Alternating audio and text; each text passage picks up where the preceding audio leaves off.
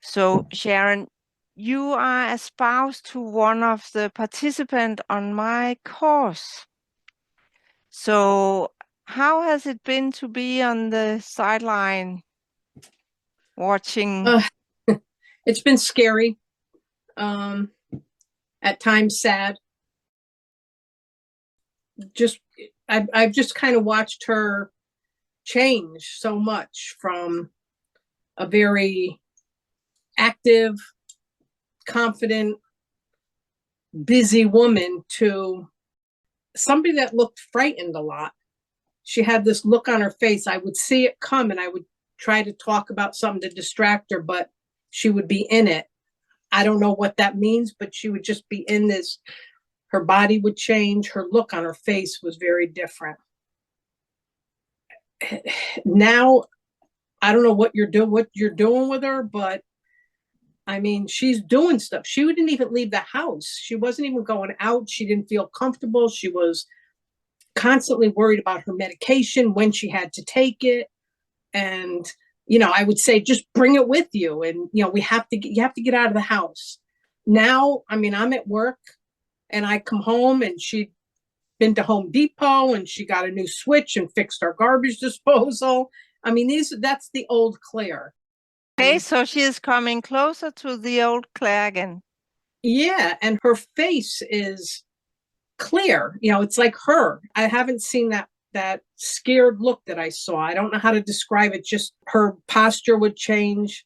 It would go in and she would walk slower. It was like very carefully, like everything seemed to be calculated, every move. And now she's just moving around up on the ladder, hanging up Halloween lights. And, it's just, I don't know, whatever's doing, she's got to keep doing it because it's really wonderful. So, if we take it from the start, that how old were she when you figured out there was something wrong with her? Yeah, about 10 years ago. I was 60 then and she was 62. So it was about 10 years ago. And she was very freaked out about how she's going to be able to retire. And it was manic. I mean, we would go for a walk and it would just always, all we talked about was retirement. And she was afraid, like, how am I going to retire? Are we going to be able to live this? They just were not, it wasn't necessary because we were okay.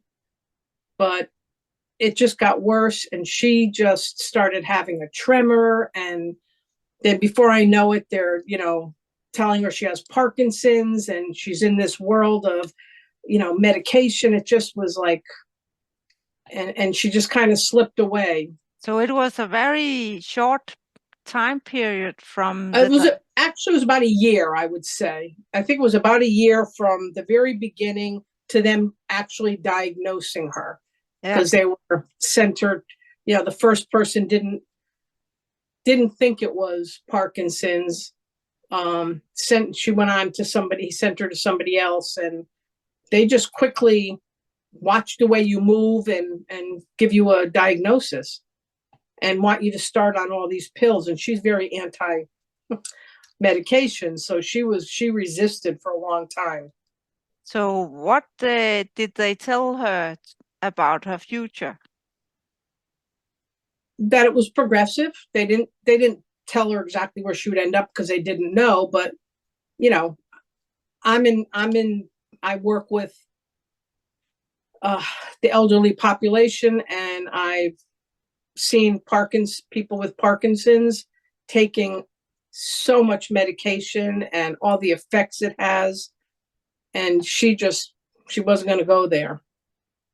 So then what spiraled worse and worse physically, or what? yeah, she just kind of faded away. Like, I mean, she was there, but she wasn't the same person. She was just 100% focused on her disease, which she thought was a disease, and trying to get away from it. So she was doing these intense exercises like every day. I mean, stuff I couldn't even get on the floor and do what she did. Somebody'd have to pick me up. I mean, she was just going. She went to classes like before COVID. Then she did everything online once COVID hit. And she ended up with the spinal stenosis. I mean, she just beat her body and then was afraid that the Parkinson's was going to take over.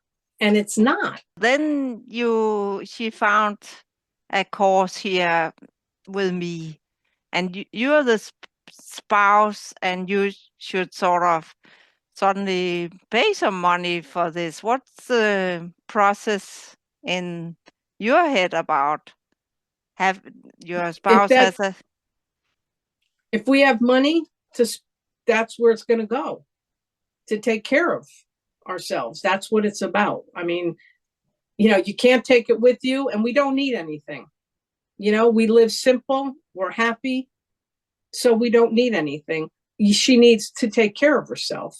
I think your one-on-one sessions have been incredible for her. The whole world thinks that Parkinson is a progressive disease, and here she wants to take a course that say the opposite. How does that ring in your head?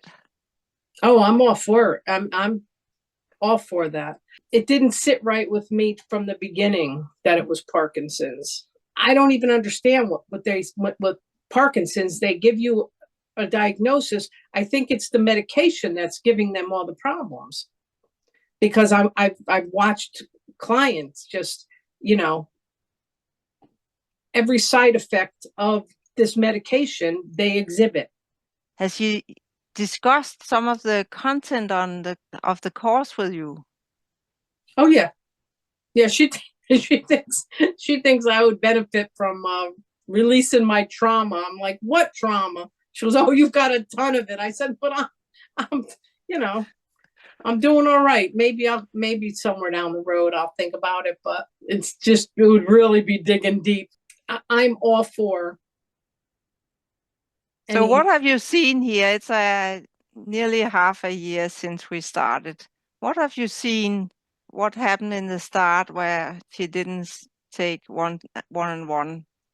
Well, she was very, eager for that class, and I listened, and she did her homework. She was very serious about all that, and but she would talk about it, talk it out, talk to me about it. I support her 100+%. I support this program that you're doing, and I love her coming back to being Claire, not that frightened look on her face, and not worrying every second about her medication, what time it is, engaging in life more.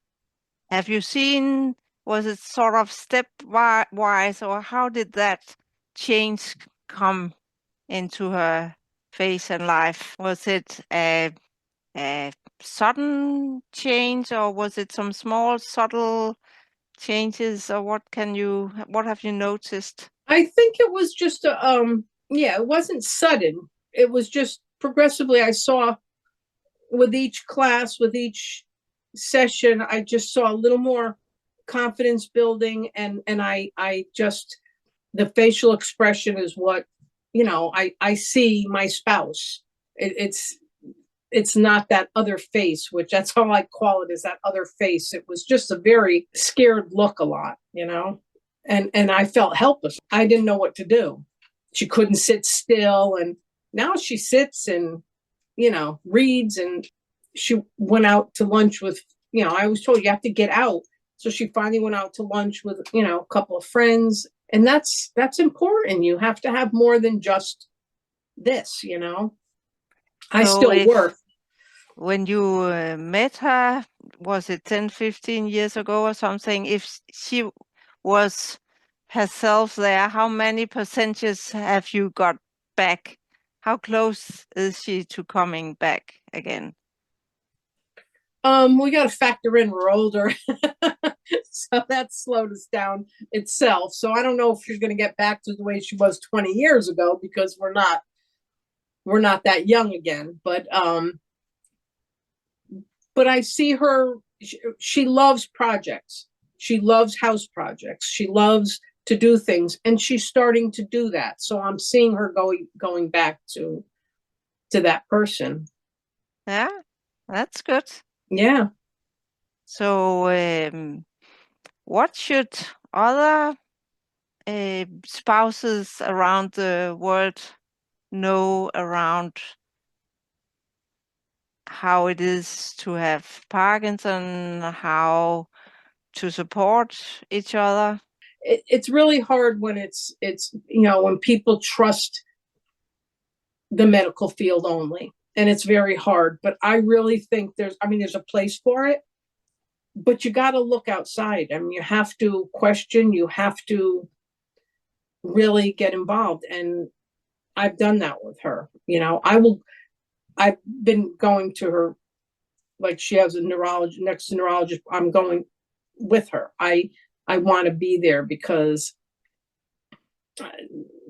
it's just a ridiculous setup the way they do it. Yeah. And she used to get so intimidated and stressed before she went.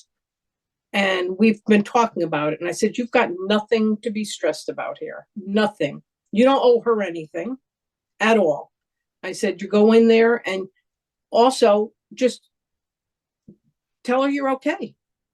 I mean, she's cutting back on the meds slowly. And anything you tell them, they want to, if you say, I didn't sleep well last night, well, you need more medication, and that's just not her path. So you need to listen to your spouse. You need to be willing to help them, and support them in alternative stuff, finding other ways and seeing what's out there. And people are starting to going away from saying alternative and saying natural instead, because it's where we come from. That's the natural way of becoming better. My mother used to make her own.